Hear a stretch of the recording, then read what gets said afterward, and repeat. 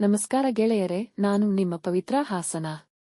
ನನ್ನ ಚಾನಲ್ ಇನ್ನೂ ಯಾರ ಸಬ್ಸ್ಕ್ರೈಬ್ ಮಾಡಿಲ್ಲ, ಅವರು ಬೇಗ ಸಬ್ಸ್ಕ್ರೈಬ್ ಮಾಡಿಕೊಳ್ಳಿ ಗೆಳೆಯರೆ. ಸ್ನೇಹಿತರೆ, ನಾನು ಹೇಳಲು ಹೊರಟಿರುವ ಕತೆ ನನ್ನ ಗೆಳತಿದು. ಅವಳ ಹೆಸರು ಪಲ್ಲವಿ. ಬೆಂಗಳೂರಿನವಳು, ನನ್ನ ಬೆಸ್ಟ್ ಗೆಳತಿ.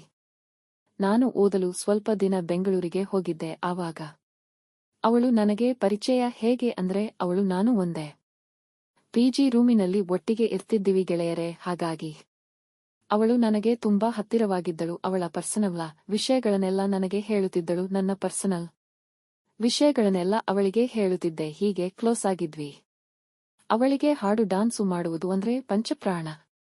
ನಮ್ಮ ಕಾಲೇಜಿನಲ್ಲಿ ಯಾವುದೇ ಪ್ರೋಗ್ರಾಮ ಇದ್ರೂ ಕೂಡ ಅಲ್ಲಿ ಇವಳೇ ಮನರಂಜಿಸುವುದು. ಮುಂದೊಂದು ದಿನ ನಾನ ಜಾತ್ರೆಗೆಂತ ಊರಿಗೆ ಹೋಗಿದ್ದೆ. ನನ್ನ ಜೊತೆ ನನ್ನ ಗೆಳತಿನೂ ಬಂದಿದ್ದಳು. ಆ ಜಾತ್ರೆ ಕಮಿಟಿ ಅಧ್ಯಕ್ಷನಾಗಿ ನಮ್ಮ ಅಣ್ಣಾನೇ ಇದ್ದ. ನಮ್ಮದು 9 ದಿನ ಜಾತ್ರೆ ನಡೀತಿತ್ತು.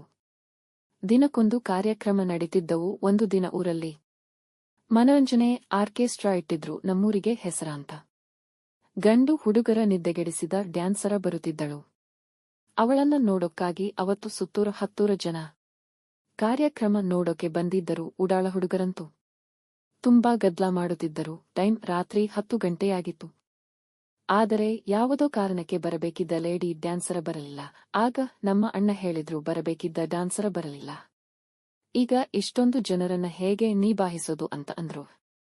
ಆಗ ನಾ ಹೇಳಿದೆ, ಹೇಗೂ ನನ್ನ ಗೆಳತಿ ಮಾಡ್ರನ್ ಡ್ರೆಸ್ ಮೇಲೆ ಡಾನ್ಸ್ ಮಾಡ್ತಾಳೆ, ಅವಳನ್ನೇ ಡಾನ್ಸ್ ಮಾಡ್ಸಿದ್ರಾಯ್ತು ಅಂದೆ. ಆಗ ನಮ್ಮ ಅಣ್ಣ ಕೂಡ ಒಪ್ಪಿಕೊಂಡರು. ನನ್ನ ಗೆಳತಿಗೆ ಹೇಳಿದೆ, ನಮ್ಮೂರ ಜಾತ್ರೆಯಲ್ಲಿ ಈಗ ನೀನೇ ಡಾನ್ಸ ಮಾಡಬೇಕು ಅಂದಾಗ ಅವಳು ಕೂಡ ಆಯ್ತು ಮಾಡತೀನಿ ಕಣೆ ಎಂದು ಖುಷಿ ಆದಳು. ಖಟಮಸ್ತ್ ಮೈಕಟ್ಟಿನ ಹುಡುಗಿ ಹಾಫ್ ಡ್ರೆಸ್ ಹಾಕಿ ಸ್ಟೇಜ್ ಮೇಲೆ ಹೋಗಿ ನಿಂತುಕೊಂಡರೆ ಊರ ಹುಡುಗರೆಲ್ಲ ಅವಳ ಸೌಂದರ್ಯ ಸಖವನ್ನೆಲ್ಲ ಕಣ್ಣಲ್ಲೇ ಅನುಭವಿಸುತ್ತಿದ್ದರು. ಅವಳ ಮೈಮಾಟ ನೋಡಿ ಊರ ಜನ ಎಲ್ಲ ಹುಚ್ಚೆದು ಕುಣಿದರು. ಧನ್ಯವಾದಗಳು ಗೆಳೆಯರೆ.